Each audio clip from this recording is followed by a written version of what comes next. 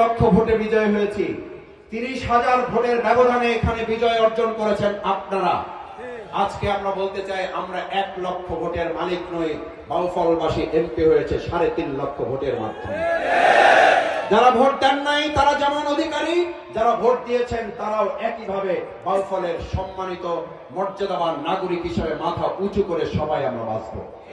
শুধু পার্থক্য হচ্ছে, অন্যায়কারী যদি হন, সে যদি দাঁড়িপাল্লার প্রধান এজেন্ট হন, শফিকুল ইসলাম মাসুদ হন, শফিকুল ইসলাম মাসুদকে দিয়ে প্রথম বিচারটা শুরু হবে। পৃথিবীতে কিছু মানুষ থাকে ষড়যন্ত্র করার জন্য, আর আল্লাহ বলেন আমি কৌশলে তাদের সকল চক্রান্ত ষড়যন্ত্রকে পরাস্ত করে দিই। দায়িত্ব নিয়ে যে বাউফলবাসী কাজ করেছে, আমি খুব দৃঢ়ভাবে এই রমজানের রোজা রাখা অবস্থায় বিশ্বাস করি, এই বাউফলবাসীকে পৃথিবীর কোন ষড়যন্ত্র পরাজিত দেখছে। 12 তারিখের পর কারা দাঁড়িপাল্লায় ভোট দিয়েছে, কারা দাঁড়িপাল্লার পক্ষে কাজ করেছে, এখনো তাদেরকে বলা হচ্ছে উপরে আমরা। সুতরাং আমরা এখনো তোমাদেরকে দেখে নেব। পরিষ্কার বলে দিচ্ছি, বাংলাদেশের মালিক জনগণ, বাউফলের মালিক জনগণ। কোন ব্যক্তি বা দল এবার ক্ষমতায় যায় নাই।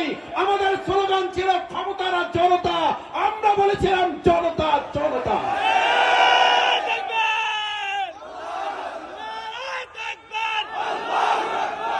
নির্ভর করব না, আমরা এলাকা ভিত্তিক নিজেদেরকে সংগঠিত করে এলাকার ব্যক্তিদেরকে সাথে করে নিয়ে আমরা সেখানে অন্যায়ের বিরুদ্ধে প্রতিরোধ করে তুলব।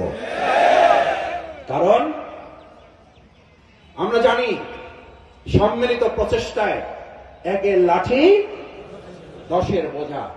আমরা এবার 10-এর লাঠি 1-এর বোঝা আমরা এই প্রায় পরিবর্তন করে নিয়ে আসতে চাই।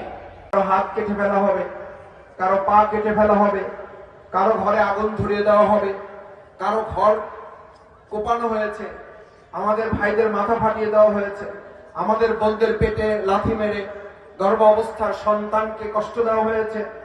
এই সব ষড়যন্ত্রের জবাব আমরা না দিতে পেরেও অসহায়ের মতো আমরা আল্লাহর কাছে হাত তুলতাম, আমরা চোখের পানি ফেলতাম এই নির্যাতিত মজলুম বাউফলবাসীর প্রতি।